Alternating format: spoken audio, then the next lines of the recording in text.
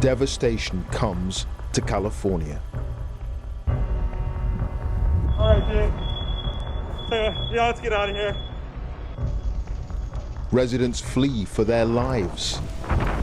There's nothing we can do now, bro. We had everything, like the sentimental things. Like my mom passed away. I had only a few things of hers left. All the stuff that's here is replaceable. People are not. So having the family is the most important thing. Homes are destroyed on an unprecedented scale. People would normally be driving up and down here with surfboards on top of their cars, ready to enjoy a day at the beach. But right now, it just looks like some sort of apocalypse. Firefighters struggle to hold back the flames. All 29 fire departments in our county are not prepared for this type of widespread disaster. But how did it happen? And why did the fires spread so quickly?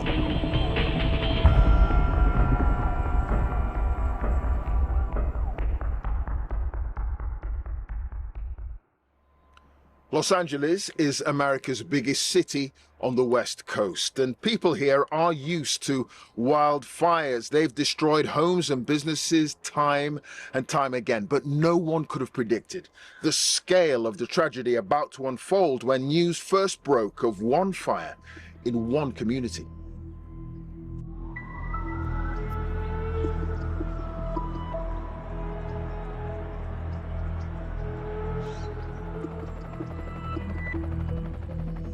You can see they are dropping water. There you go. You can see it happen right there. And there are some hand crews on the ground. Would you mind talking to us for a second? Okay, what's your name? Charles.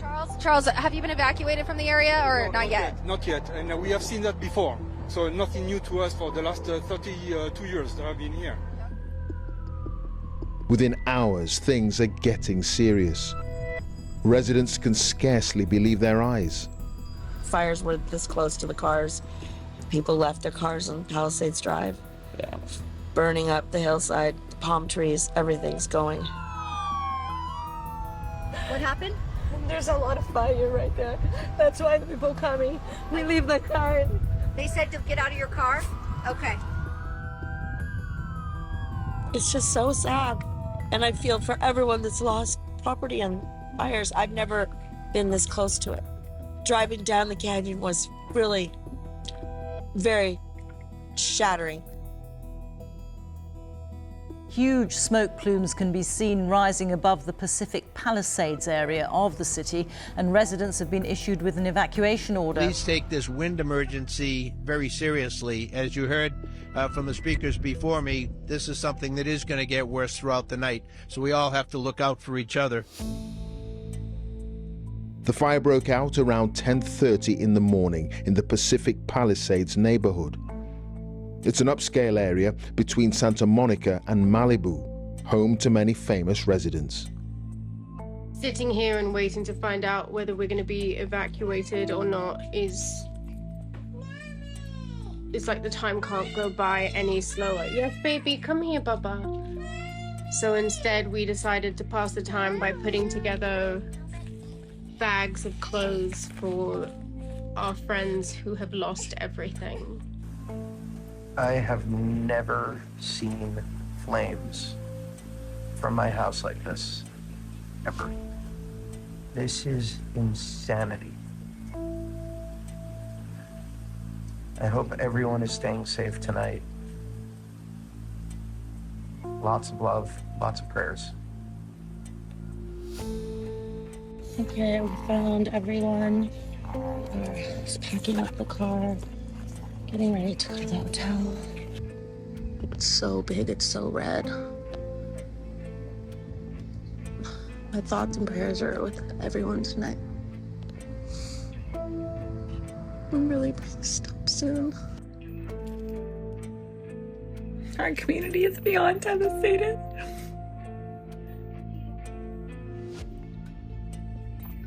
We are all pulling together.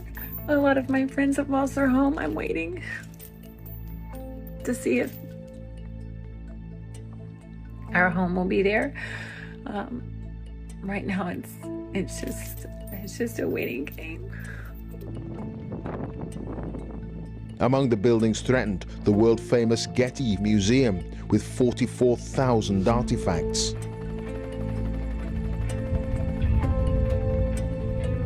I have the waves crashing in front of me here on PCH, and I have the flames behind me here on the hill after coming off of Temescal Canyon, where embers were being blown around, as you saw. The high school caught fire, homes burning on either side, and that fire over the last few hours just, I mean, look at the gust right now. It's literally pushing, it's blowing south, so it is just throwing these flames over these hills and through these canyons.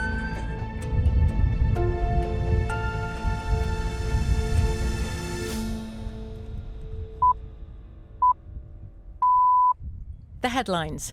30,000 people have been ordered to evacuate their homes because of a wildfire which is tearing through wealthy suburbs of Los Angeles. It's like a ghost town. Everybody's abandoned this place, as you can imagine, and the fires are still smouldering. People would normally be driving up and down here with surfboards on top of their cars, ready to enjoy a day at the beach, but right now it just looks like some sort of apocalypse. There's not enough structure protection in here to really try and save all of these homes. It's really going to be a struggle. This is heartbreaking. I feel for these people, and it's just sad to watch all these homes go up. This was just a little antique shop, pizza place. These places have been here forever, ever since I've been alive. I really thought my shop was gone. It's still here right now. I don't know if it'll make it or not. There's a lot of people who don't have insurance or fire insurance. I know that's difficult in this area, especially if you're in the fire zone, and I feel horrible for them. I tell you, I've been here 47 years. I grew up on this block. I saw the other altitude fires, and it was nothing like this. Nothing like this. My son left the house before us on foot. He doesn't have a cell phone or anything like that, so I'm searching for him now. I'm looking for him. We got a phone call from a neighbor saying that our house was on fire, and we knew that there were no fire trucks in the area, so we thought we would come up and see if we could get in the area. Well, I keep going from not crying to now starting to cry again, because I know a lot of these people and they've lost everything, so it's pretty surreal to see all this. 5 minutes ago, I was sitting in the car by myself, and tears just came over my face. So, and my entire history is in the house. We did take all of our family pictures and a few valuable paintings out last night, so, you know, all the stuff that's here is replaceable. People are not, so. Very lucky. So having the family is the most important thing.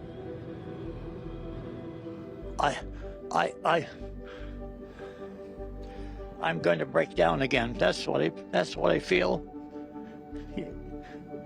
It's my whole life. Everything was in there. So lost everything. You shape up. You're supposed to be a support.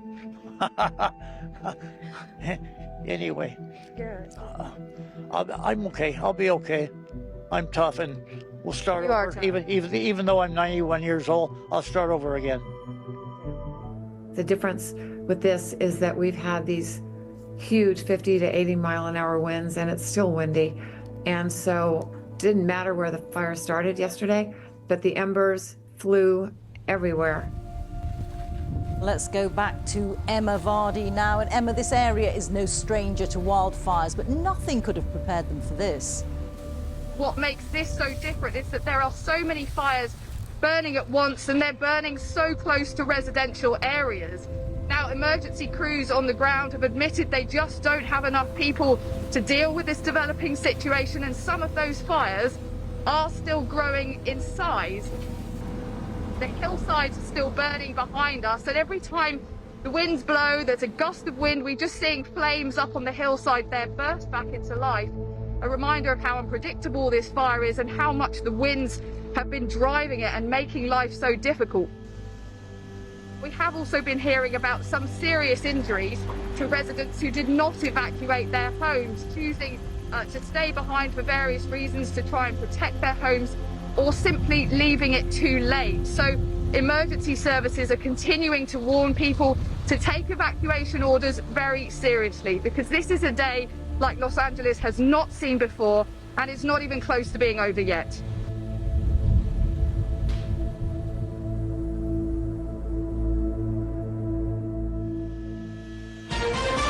This is CBS News on the Hour. The Southern California wildfires are not only some of the most destructive in state history, they've turned deadly. At least 5 lives now reported lost. Overnight, destruction continued. 15,000 buildings had been burned, and 100,000 people had been forced from their homes. Firefighters were overwhelmed, and there were increasing reports of looting. So if I very quickly take my mask off, the air is absolutely thick with smoke. The fire crews here tell us they have a shortage of water, and in many instances they're having to stand and watch these properties burn. It is a losing battle. I never thought it would come through here. David was hoping his home might have survived, but the whole neighborhood has gone, and with it, his house too.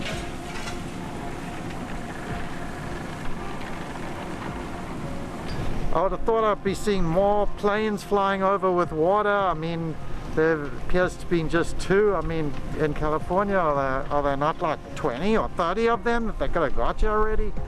I would have thought the firemen would like take a stand on a certain area. Maybe they did, and I'm just not seeing it, but.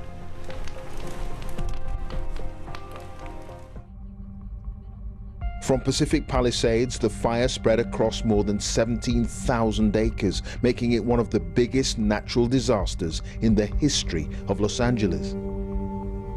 5 separate fires were now burning.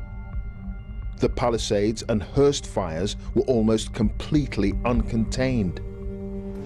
We've just been evacuated. We've just been evacuated from this Good Samaritan's car. You got it, Dad.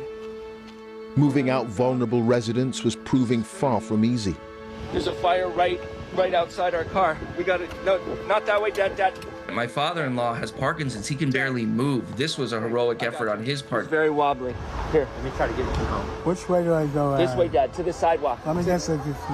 I went outside. I saw smoke and fire near my father-in-law's house and realized we need to go. The problem is we didn't have a car.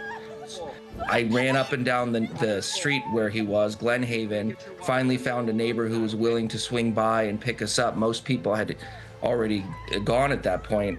And at that point, I grabbed his medicine. That's the only thing I could think to grab. Turn around, Dad. We got this. And at that point, we jumped in his car. This guy, Jeff, a neighbor we'd never met before, but, you know, salt of the earth, saved our lives. As we're driving down, there's fires on both sides of the car. We're driving, we're suddenly seeing fires, you could feel the heat, and then the fires were getting closer and closer. And at that point, just being stuck there, surrounded by fire, the policemen started running up the street, "Get out of the car, get out of the car."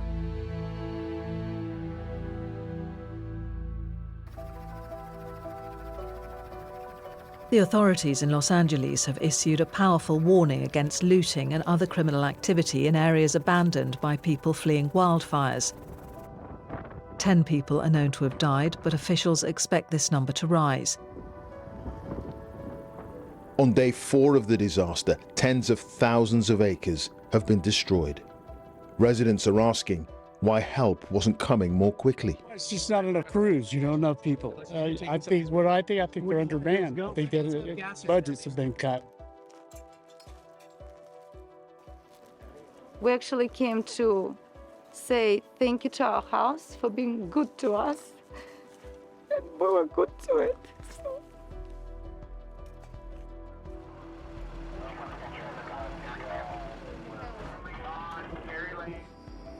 Well, as thousands of firefighters continue that battle to get this crisis under control, this is what it leaves in its wake. The suburb of Altadena sits at the foot of a mountain range over which the unusually strong winds for this time of year, the Santa Ana winds they call them, poured in on Tuesday night.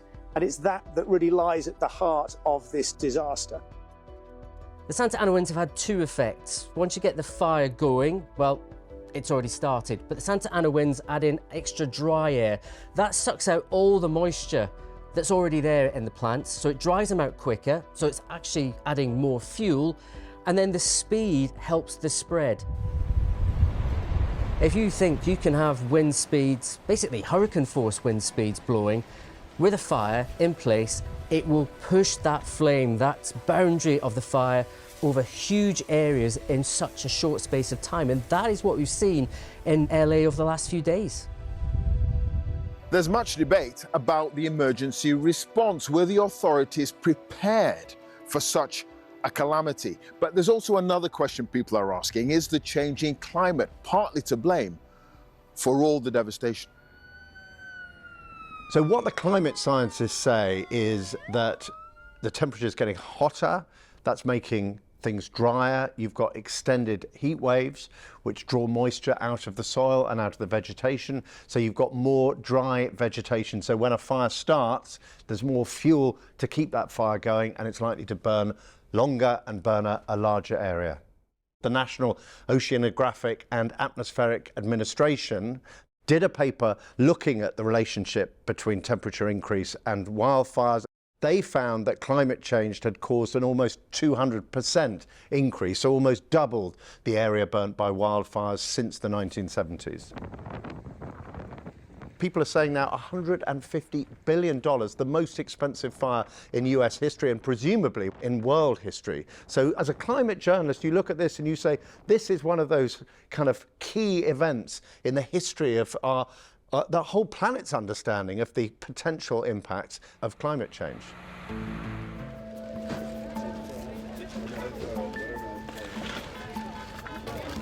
We're just letting everybody know where we're at.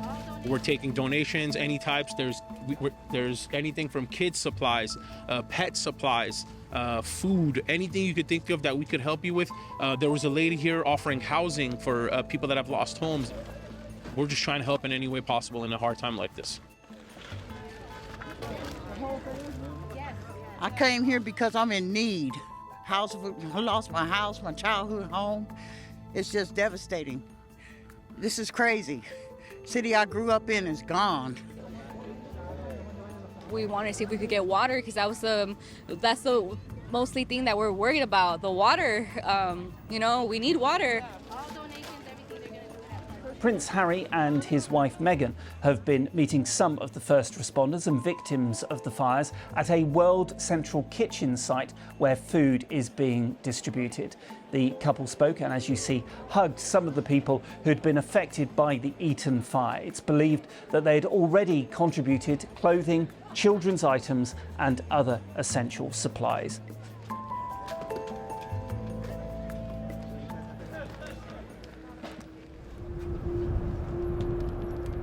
The governor of California has called for an independent investigation into whether water shortages hindered efforts to control the wildfires that have devastated parts of Los Angeles. Firefighters are still trying to contain the blazes. Beautiful job. By Saturday, 6 fires were burning. Poor air quality caused by billowing ash and smoke prompted the authorities to declare a local health emergency. The number of dead climbed to 11. Determining the cause of these fires is critical, and to that end, Mayor Bass, Chief Crowley, and I are announcing, in conjunction with our partner agencies, the creation of the Los Angeles Regional Wildfire Investigative Task Force. This task force is made up of local, state, and federal partners designed to investigate the cause of these fires and to see if there's any connection between them. At least 16 people have died since Tuesday and about a dozen others are missing. 4 large fires are still burning, and officials say that the threat will remain high until Wednesday because of strong winds. To all LA County residents, please be assured that we will continue to battle these wildfires from the air and on the ground until they are fully contained. We stand alongside all of you as we begin repopulation of evacuated areas, establishment of disaster recovery centers, and the rebuilding of your homes, your communities, and your lives. watching the fires develop, sitting kind of awestruck, seeing this kind of vision of apocalypse in one of the greatest cities on earth burning. It was a cataclysmic fire. California will be probably asking itself big questions. You can't stop or prevent wildfires as such, especially in the climate that California has. It will have to look into various ways to manage the potential and the ways they tackle the fires in the future, especially as it's becoming a growing threat on every month of the year and over wider areas. The imagery of LA has become black and white. You know, it's ash and charred, burnt material.